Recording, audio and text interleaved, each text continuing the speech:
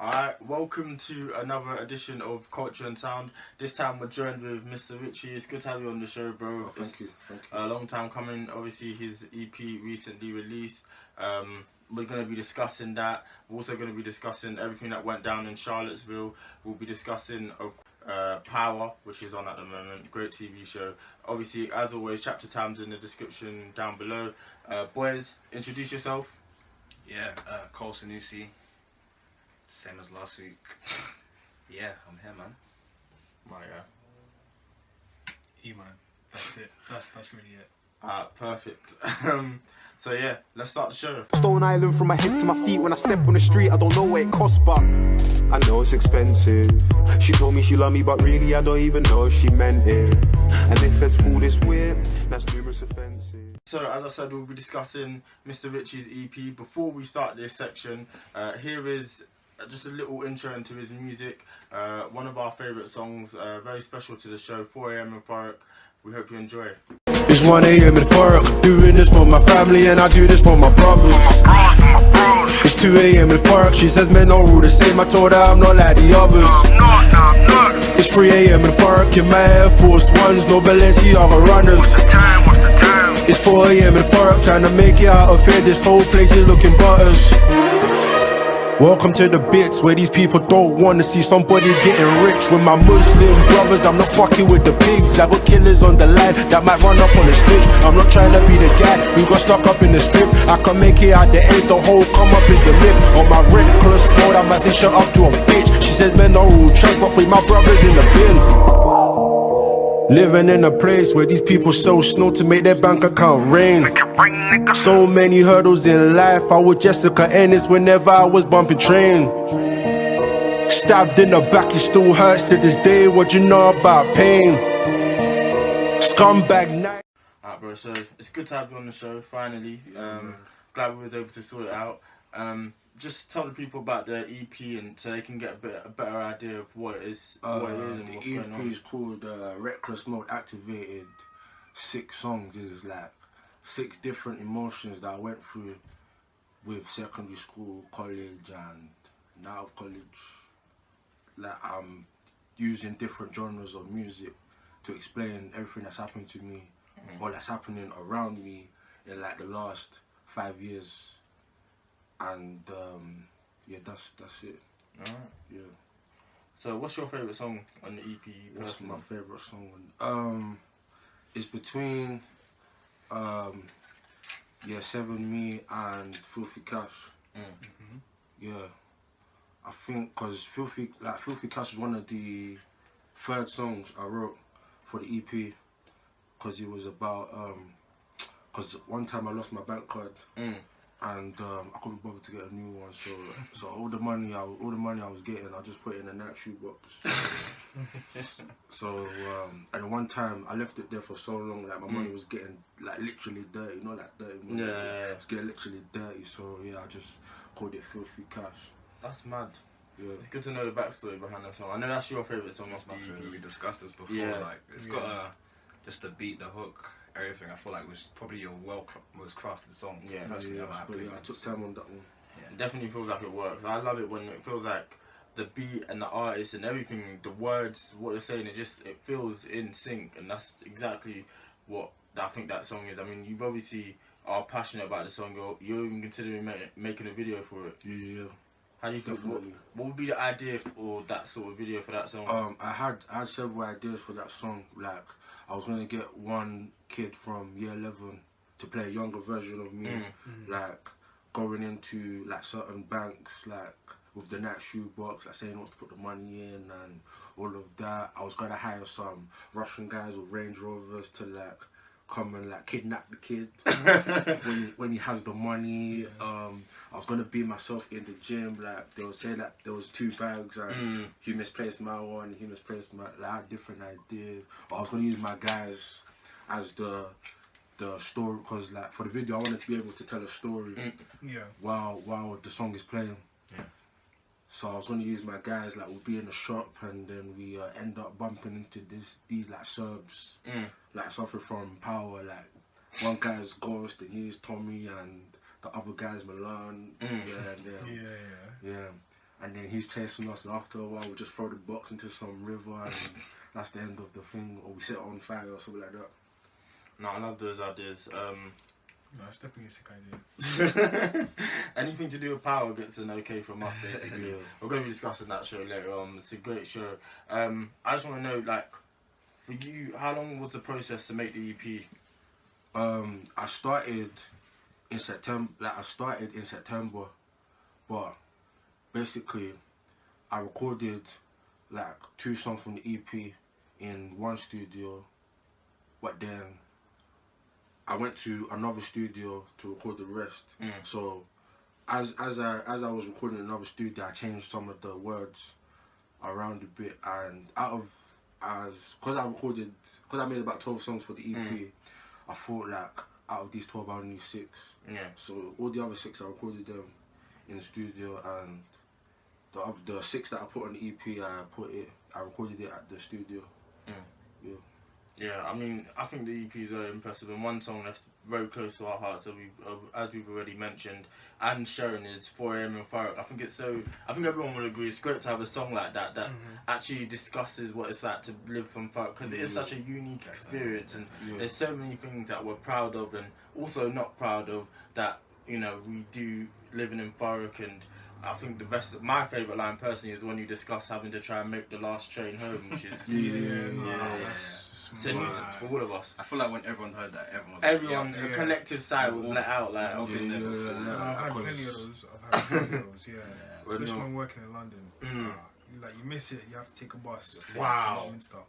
And then that's a myth. If you miss, Lord, maybe get that Uber even, and that's just cash loss, bro. So. Yeah, 100%. Yeah, I remember I went clubbing in Shoreditch, and I come out at 4 o'clock, and then the next train was at 5. And I was at Fenchurch Street. So imagine the walk from Shoreditch to Fenchurch Street. So we had to get an Uber. It was like £50, 48 from Uber to Grey Station.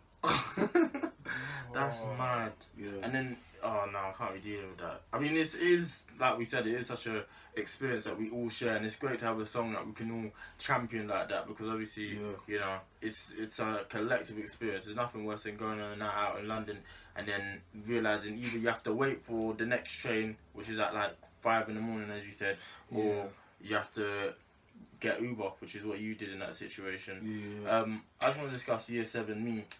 How did you come across writing that song? Because it was such a great song, and it definitely feels like a personal one. When I made the EP, I didn't want it to just be like grime and rap. I wanted people to relate. Like even though like I'm not big in the sense of like have a lot of fans, I wanted to make the song. I wanted to make the EP relatable. Got you. So what happened was I had 2 beats for a song like Year 7 Me. I didn't even know it was gonna be called Year 7 Me. I was gonna call it Younger Version. So obviously I was writing it. Then I thought I need to start with Year 7. I need to start with Year 7. But cause the old Year 7 Me, it was about 5 minutes long. So I needed to shorten it. So I need to put Year 11. I need to put college, because those are like the mark years. I don't know what's the word, like marquee years, or like milestones. Like milestones in a life. So I did Year 7 Me, Year 11 Me, and then college me. So when I recorded Year 7 Me with the other beat, I thought, I could easily just get someone with a piano to play that. Then when I used the beat for Year 7, I was like, yeah, this is hard hitting, this is inspirational, this will put people in their feelings. So yeah, I made Year 7 Me, because when I wrote it, I was writing about everything that happened in Year 7. So I thought, no, that's too much. Like, no, I just put Year 7, Year 11, and college. So it was easier. Yeah, I mean, I think we're all the same here. I definitely love a song that can tell a story, and it's definitely nice that you put that in for people so they can have a reminiscing session. Yeah, man. I agree. Too many bars in there. Like I like the one with the kickers. And the I think that's one thing you're very good at as an artist, and putting things in that a lot of us can relate to, and it's an experience that we all share. Obviously, everyone remembers buying kickers, or just the experience of getting school shoes for school, and the whole new year and stuff, getting ready for school. It was brilliant. I really enjoyed that song, and I really enjoyed the EP. I think you managed to create something. It's clear what your vision was with it. Yeah. I think it's just going to be interesting to see what you plan going forward. Because I didn't expect people to like that song. I just thought if I put that song out there, I just put it out. Then now was everyone saying, oh yeah, you need to do a video for your 7 Me. Like I'm trying to, like if I do it, I'd have to have 3 kids. 1 year 7, 1 year 11, and 1 in college. Of course. To make the song more realistic, because that's my idea. I'm trying to bring these songs to life right now. No, I think it's brilliant. I think, and I also commend you on the effort you put in, because I know for a while you were struggling to get the 4 AM in Fire video out. You had some problems there, but you managed, you persevered, and you managed to get it out. I mean, it shows your willingness as an artist to get your art out as well. Yeah. What was the most challenging thing you came across when making the EP? When I made it was, because the first song I wrote was Get Off My Chest. Second song was 4 AM in Farrock. It was like, the hardest thing was the track list and putting the tracks like 1, 2, 3, 4, 5, 6, do you know what I mean? Because before I wrote 4 AM in Farrock, I was going to call it 1 AM in Essex. But then I realised I can't really speak for Essex. I can't speak for Colchester, Southend and Chafford. I can only speak for where I live. And when I done 4 AM in Farrock, Full Free Cash, Get Off My Chest, I thought, and what other song? Yeah, 7 Me. I had 2 songs left. So that was where it was challenging. I was like, do I do trap? Do I do drill? Or do I carry on with the grind? So yeah, that was where it was hard. Perfect. Alright, so guys, any other questions? I got one question, but it's more related to Charlottesville. So I'll probably ask him in the next section of the videos. Perfect. Well, my final question for you is, what's your plan going forward? Obviously, you released the EP. We know you still got some songs on the deck. So, what's your plan going forward?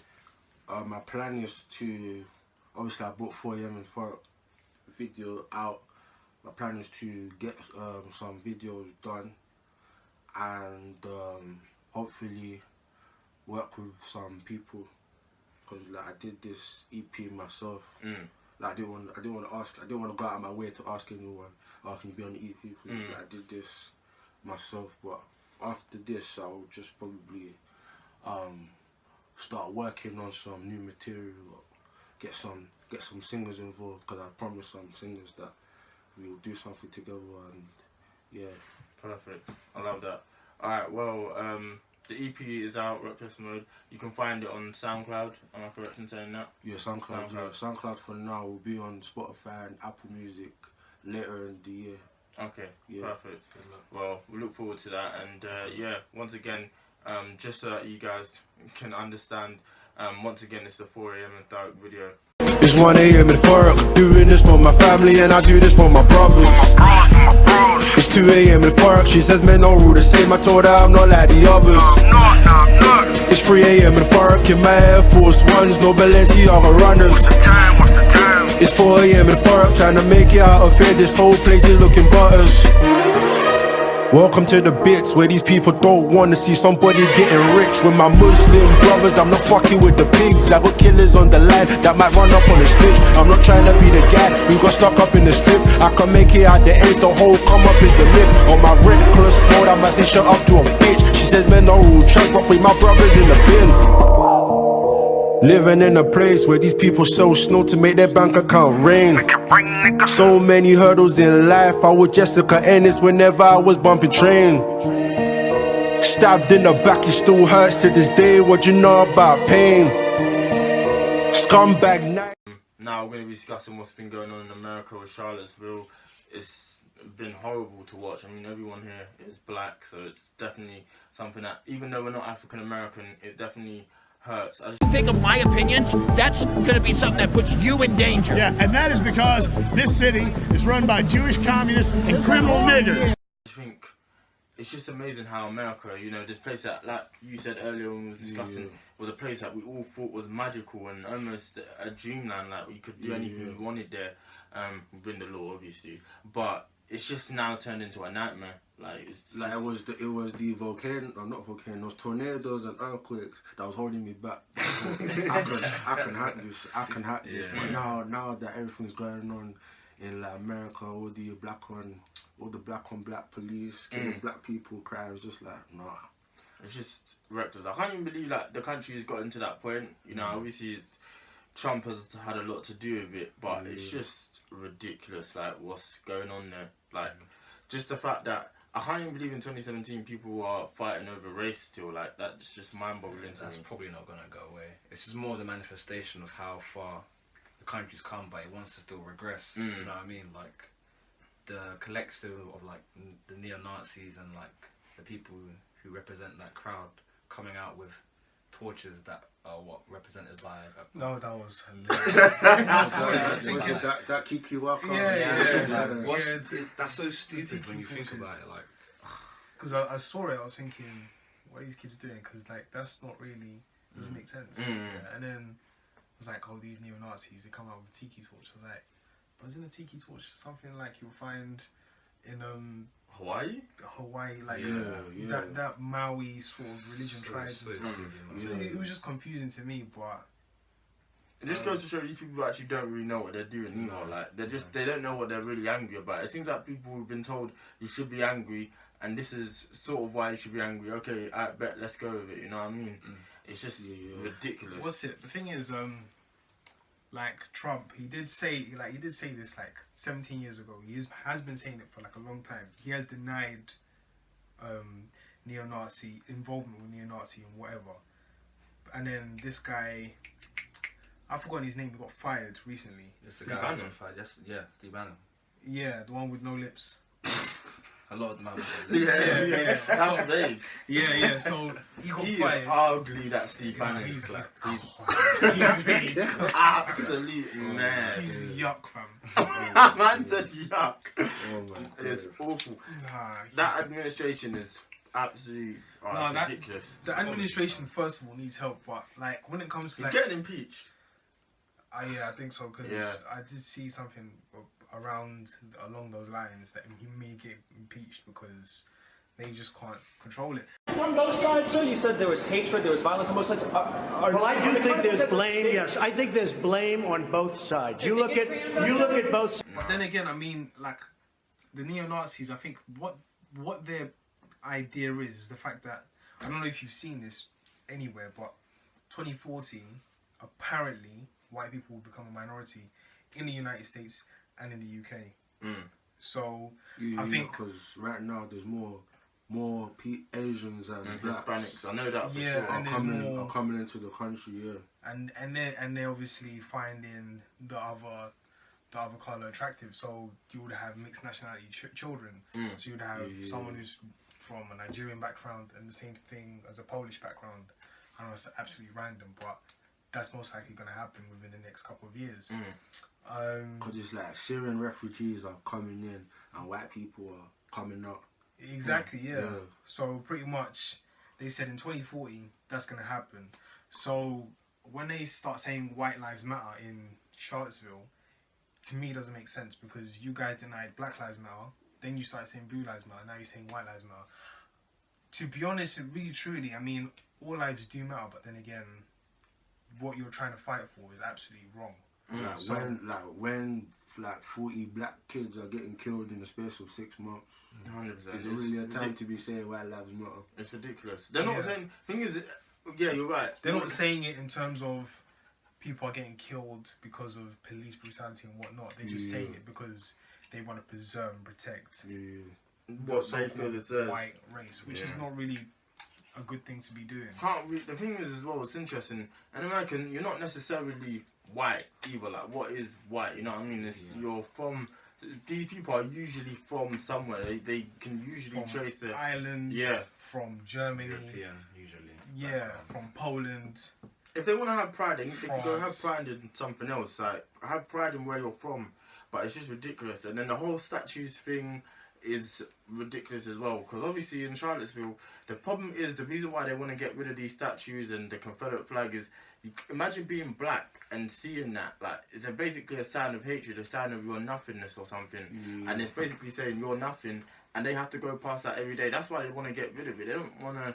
It's not because of anything else. It's just like, why would you have the Confederate flag, something that stands for something that's, you know, it stands for slavery. But then again, you make the argument of Abraham Lincoln, George Washington. Those guys, they were very key players into making the country. No matter how much you look into it, let's just take it for face value of what we've been told. Those guys were they were very influential in terms of making a country. They were all slave owners. That's what Donald Trump actually said. He even stated that, listen, these guys are stated slave owners, but you're going to take them away from the history of the United States of America. So it's a lot of conflict in terms of, yes, these guys are slave owners, but what can we do? Like, we can't please every single person. At the same time, this is what the country stands for. So, I mean, yes, we have to move on from the slavery and whatnot. But the thing is, one thing that I don't like is when, like, a person would say, oh, African people own slaves as well, this and that. The way slavery, like, the slavery since the 1600s to the early 1900s, it's a complete faux pas. Like, the way they just extracted people from one particular area just for gain, obviously, financial gain. And then, now that you can't own slaves, you have a problem with them. It's ridiculous. Yeah, so... It's just... Oh, God, I don't know. You know, one thing that let me play devil's advocate for a second, right? So you see, like, the whole system in America, everyone's entitled to free speech. Yeah. Do we now get mad at these people for expressing their opinions? Do you know what? I think free speech is one of those things that's so vague, because it's a flawed concept. Yeah, because you have your right to say what you feel, but I think within reason, like, you have to be careful what your words are saying. You can't go around saying all the stuff that they've been saying over the last few days, using racial slurs. Like, yeah, you have the freedom of speech, but it's ridiculous. It's what they represent. That's really exactly. No, but the thing is, whatever your opinion is, it has to be debated, really and truly. And I think that's America's biggest problem right now. Both sides just need to sit down and talk. Like, what's the problem with that? Because neo-Nazis, they are something else. They hate everyone. Blacks, Asians, gays, 100%. But literally every single minority you can potentially think of, they hate them all.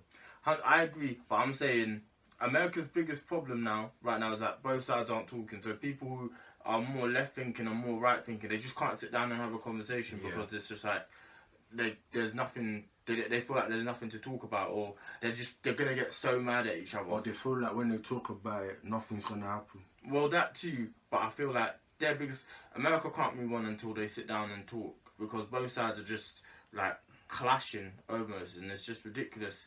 Like, if they want to move forward from this, they need to sit down and have dialogue. They won't do nothing will happen unless they do. And obviously, you know, like what you said about freedom of speech, is just the biggest problem is what those people represent and what they're discussing. No one can support that. Donald Trump isn't stupid either. The way that he's not specifically said that what they're doing is bad and saying it is bad on both sides is ludicrous. He knows that. On both sides, sir, you said there was hatred, there was violence on both sides. Well, I do think there's blame. Yes, I think there's blame on both sides. You look at both sides. He has denied them. It's just that the fact that he hasn't said. He said he doesn't like any hate group from any other side. So really, he's talking about that, but he hasn't specified what's going on exactly right now today, which is the actual problem. It's a problem. If he does that, he alienates a key demographic that put him in power in the first place. You know what I mean? So he can't do that. But one question I wanted to ask you about your EP was, you said that you were doing a thing with a white girl, and then the dad said, "I'm gonna rip out your braces." Yeah, that was wild. Yeah. No. It was like I was chatting to a white girl. Yeah. Yeah, and her dad said, "If you come near my door, I'm gonna rip out your braces," because I had braces at the time. Yeah. So like, how did you go about it? Because of course the most likely thing you would just said, "No, I'm not gonna do that," because obviously you threatened me. But how did you go from that whole situation? It was where, like, obviously I liked the girl, so I didn't want to stop seeing her. But it wasn't like her family was racist. It was just her dad. Like, dad was like a West Ham a West Ham fan, you know, that typical West Ham, Yeah, Dr. Martens, ICF Yeah. type fan that doesn't like black people. But he's not like, but he didn't like, he doesn't like black. He hates Muslims the most. Yeah. Yeah, it's like one of those fans. But obviously, I didn't let him being racist get in the way of us two doing our thing. So obviously, me being me, I kept chatting to her, kept doing my thing. Then after a while, broke up, but that wasn't because of her dad. That wasn't because of her dad. So I just left it at that. Cause like, if it was, obviously she's got a new white boyfriend now, but yeah, so obviously her dad loves him to bits. Like they go games together. That's Yeah, mad. like, goes games, they go like football games together. Yeah. I hope they get relegated. I didn't tell them that I support Arsenal Because that would have been another would have ripped up my chest or something. I mean, that's Charlottesville. That's everything to do with the right and the left in the last few weeks. I'm glad we was able to discuss that. Here's a little clip from Vice's documentary in regards to Charlottesville. For those of you who may not have seen it, very interesting. It's just interesting to see what's going on there. Is this when the guy says that guy's a waste man. Black people are killing black people, so we might as well partake. Yeah, is it that? Well, I've not seen this. No, you Yeah, definitely I have need to to watch this. No, you definitely have to see it. The guy's Something wild, like this. absolutely. It's the one where that Latina woman goes to the place to visit. So there's No. some video circulating on I don't know. Twitter about What he says is wild. I'm gonna watch it after. Whole show's wild. Anyway, like, yeah, the guy oh man, never wanted to punch someone so much in my life. Just like seeing him through the screen, everything he says is unbelievable. But yeah, here it is. Very well done to Rice. A lot of people felt they shouldn't have done it, but I think it was an interesting look into the mindset of the people who were behind everything that went on in Charlottesville. I want to be peaceful. I want to be law-abiding. Okay, that was the whole entire point of this. And I'm watching CNN talk about this as violent white nationalist protests. We have done everything in our power to keep this peaceful. You know. You can remember Dylan Roof's name. You can remember Tim McVeigh's white name. people were capable of violence. I didn't say capable. Of course we're capable. I'm carrying a pistol. I go to the gym all the time. I'm trying to make myself more capable of violence. Alright, so this is the final segment of the show. We'll be discussing the hit TV show executive produced by the one and only 50 Cent. To introduce this topic, here is the amazing intro song that you hear at the start of every episode of Power. I just happen to come up hard. Legal or illegal, baby, I gotta I never took a straight path nowhere. Life's full of twists and turns, bumps and bruises. I live, I learn. I'm from that city full of yellow cabs and skyscrapers. It's hard to get a start in these parts without. Power, what do you think of it? I just want to get everyone's opinion on the show. Angela Valdez. Angela Valdez. Oh, she is such a thing. She pisses me off. Because when I was watching, I was like, first season, I was like, right, this girl's paid. Yeah. Then second season, I was like, she's pissing me off. She's pissing me off. I think Power has a lot of characters that do that. That are just so annoying. There's not many likable characters on there. Nah. Deep in. Yeah. No, I think like, everyone's favourite is Tommy and Yeah. Ghost. Really Tommy and truly, is actually- Ghost has done some dumb things, but we just forgive him. Yeah, because Ghost pisses me off sometimes. All the time. Yeah, I can't stand people like Ghost. Like, he makes a problem and then it's like everyone else's fault. blames Like, everyone else.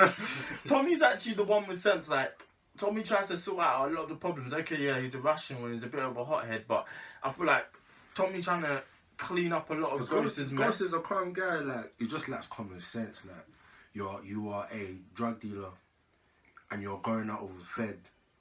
Like, don't you think that's? Yeah. Don't you think that's a looking bit for trouble here? You're really looking into trouble. That's how what's his name? Like that's how she pinned the murder on him. She said, "Listen, you're at the house. This and that." Now it's come to the point where she found out it's not him. she's relentless as well. Like, she wants to put him away as well, which is weird. Like, there's no lax of her. She's just like, no, I've got to put whoever this Ghost guy is in. Why did it take her so long to watch the tape of the nightclub when? She's just so. No, because I think.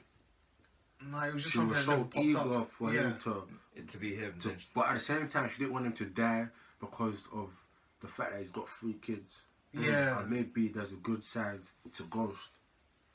I don't know. She just seems weird to me. Like, everything she does is just just poor decisions after poor decision. The same for a lot of the cast really. Tasha gets Tasha, yeah. Even I don't rate her no more, man. No, but actually, no, wait. I can't blame her for two reasons. One, when she slept with Sean, yeah, that was like, it was kind of understandable because she really needed, what's his name, James. Like she really needed Ghost at that time, and he was just not giving her any love, which is fair. Which is kind of fair, but then again, you shouldn't. But the thing is, you shouldn't have done that. Now, this other guy, I thought, no, he's gonna probably rape her because the way he came on first, it was a bit creepy. Yeah, it was mad creepy. He just looks like a creep. And then his bald head and his flipping. Yeah, the way he came onto her, it was super crazy. I don't like him. I like Proctor. Proctor's my guy. Proctor's moving dodgy now. But you know what? I can't blame man. He's been dragged into bare situations because of how Tommy's been moving. Tommy's moving mad, fam. Yeah, like, actually, no. Getting that guy in his apartment, fam. Nice and hide the flipping laptop. Like, I don't blame him. He's trying to cover his back. But when they find out, they'll probably kill him, fam. Yeah, they probably. No, I don't think so. I don't think he will die. No, I don't think he will snitch. But he won't snitch, but he's covering his back. Yeah, he's covering himself. What about Kanan and all his antics and everything? You know what? The fact that he survived the whole like ordeal with Ghost, yeah. I was thinking, are they really gonna bring man back? And now he's back, yeah. And just trying to manipulate, what's his name? Tariq. Yeah. It's Tariq just is a fool, he's stupid. Tariq is the A1 dickhead of the show. I think, what's his name? Tariq is going to go insane. Insane? Yeah, because he's seen 2 murders so far. Yeah, plus he's running away from... Brains. And yeah, he's running away from Brains. The other guy, and then also, like, there's only 2 things he can do. He can either kill those 2 guys, Brains, and the other guy. He won't kill them himself. He'll get his dad to do it, innit? Probably get his dad. He'll probably get his dad, or probably get Tommy. Now, if he gets Tommy involved... That's it. Oh, so like, they can easily... But Tommy's done bare things. He's run over that guy as well. He's done the most. He's actually done the most in the show. He killed the guy that was selling the houses. He's actually done so much dirt. Tommy's a serial like, I don't... Yeah, he's actually... Yeah, he's insane. And well, then the his dad... dirt of the season has to go to Ghost. When he killed that guy in prison. Fucking now, man. That scene was... I felt like watching a horror movie after... The way he screamed it, I was like, "Whoa, hold on, this scream is a bit too loud." And his face after, He was... Show is crazy, man. Show is mad. They just do anything to go above and beyond. But would you guys feel like the quality of the show has gone up or dipped? No, it's gone up. It's gone up. You know why? Yeah, it's because when, like, I was at work and I was eating, and the thing is, I was watching that clip when Ghost killed the security guard. Yeah, and like my face was glowing. Like, wow, what's happening? And then I was like, no, they came to kill him. Biscuit came to kill him. Yeah. Nope. Biscuit dies, and then he gets hanged, and then sorry for spoilers. We've been spoiling this whole time. Yeah, I'm spoiling the whole thing. But anyway, yeah, like when Biscuit dies, it was like his tracks are covered, like he's clean. Yeah. And then now this guy, Tommy Egan's dad. Terezi. Yeah, Terezi. Yeah. And then now he's done. Is it Tommy Egan's dad for sure? Yeah. Because people are saying it could be Holly's dad. Nah, it's legit now. It's a bit wild. Holly's disgusting. I've never heard of that story, but that's no, because he killed his dad. Tommy killed. That was Holly's stepdad. That was his. I swear that was our uncle. Uncle? I think it was the uncle. Was that uncle? Yeah. Did Tommy kill Holly as well? Yeah, you'll see that. Nah, I already know Holly's dead, but I don't know how. Oh, it's peak the way she dies. Oh, the way she dies, yes. But I actually disagree. She needs to die, but the way she dies. I think the show's quality is. I think the beginning of the season was good because they allowed Ghost to really be in pen and suffer. Yeah. And that's when it was crazy. It's crazy. Like good. Ghost has killed so many people. Do you know what I mean? So, but he goes to prison for the thing he didn't do. And then he goes to kill someone in prison. But I think the moment he came out of pen... No, but that's a bit different because there was no cameras there, innit? There was no cameras in the room. Yeah, but still... It's a federal prison. I swear it's still a federal prison, like, yeah. It's wild. And even if he was proven innocent, he's still guilty for that. Yeah. So they're still going to put him on the thing for that. Yeah. So... It's ridiculous. But then... But he killed Biscuit to make it look like a suicide, innit? Yeah. Yeah. But what were you saying about... what's this? Yeah, what were you saying? About what? You just said something. The quality of the show. Oh, Terezi. Yeah, Terezi. Yeah, I'm saying, yeah. So Terezi is chilling with Connie, but Connie doesn't know about Tommy's mum. Yeah. So that's what I'm confused about. Like, does she find out, or because Connie doesn't know Tommy's relationship to Terezi. She thinks that they're just doing drugs and something like that. Yeah. I don't know about that. I reckon she's gonna find out. I know she's definitely gonna find out, but my biggest thing is this. Right now, Ghost is chilling with the governor, the high commissioner. What, Stern or the black guy? Yeah. Simon Stern? No, not Simon Stern, the black guy. I don't like Simon Stern pisses me off. All this to save this dumb club.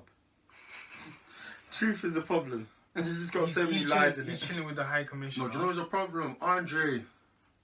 Oh, that's fam. Even his face. He's giving me a headache. Oh, he's giving me a headache. He needs to die. Oh my god. He's definitely dying before the end of the season, man. He's giving me a headache. I can get Julio killed, man. Julio's my guy, bro. He just did the most. No, Julio's been the most. You know, he said the other day, he was like, "Oh, I want to be the biggest goddamn drug dealer in New York City." I was like, "Yeah, we don't need to get man killed." You have to stake everybody in the process. You need to get man killed. Dickhead. Who's this? Is it the? Don't think you've met him yet. Julio? No, you've met him. You've definitely met him. Julio's the one with the tattoo. Dre's the black guy who works in a club with. Andre's the one that chose Kanan. Yeah. Oh, Rotimi. Yeah. He's annoying anyway. I can see it already. He just wants to be mad snaky. And then, but the thing is, mad snaky. I think Kanan will probably come out at that time and say what's happening with my place, like my company. So do you reckon he's doing this for him? I don't think he's doing it for him. I think he's doing it for himself. But then obviously, what's his name? Andre will probably turn around and say, "Nah." Because that's the thing with power. Like when these things happen, you feel like you're like it's happening around you. Yeah. Because you're thinking, why did you kill him? Now you're gonna have all this weight on your shoulders. Exactly. You're gonna have all these Polish men selves coming after you. Man wants to be temporary distress. Shut up, bro. Back there, go back to working that truth. Go back to putting them pills in them drinks. These people just make their own problems 10 times worse for themselves, is what I've come to see from this show. Everyone just makes their problem worse that are so easily resolved. It's just ridiculous. But I've enjoyed what I've watched so far. But there is some stupid things that they need to make the season longer though. That's my biggest criticism of the season is it started well, but as soon as Ghost came out of prison, it's been rushed. Like there was one episode where like 10 things happened that could have been spread over like 2 episodes. Episode is that when Jukebox died? Yeah. That episode was like, bro, 50 things happened in that one episode, and it should have been 2 episodes. And I felt like what happens in an episode? Jukebox dies. Jukebox dies. Ghost beats up that fat guy. His own boy. He robbed his own connect. Yeah. Tommy goes to Chicago and almost gets killed by that random guy. No, but wasn't that then gets saved? Huh? Oh yeah. Actually, yeah, I remember that. I was thinking, fuck man, like.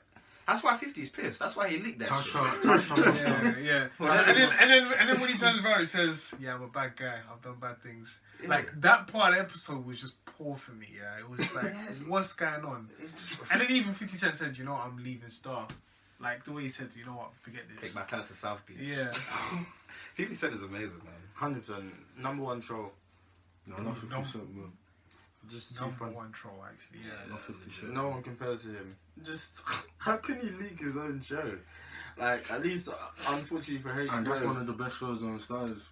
I think it might be. I don't really. What else is on Stars? Why do we exactly? We don't watch Stars. So like to hear about Power, and it's doing its madness. It's beaten Empire already.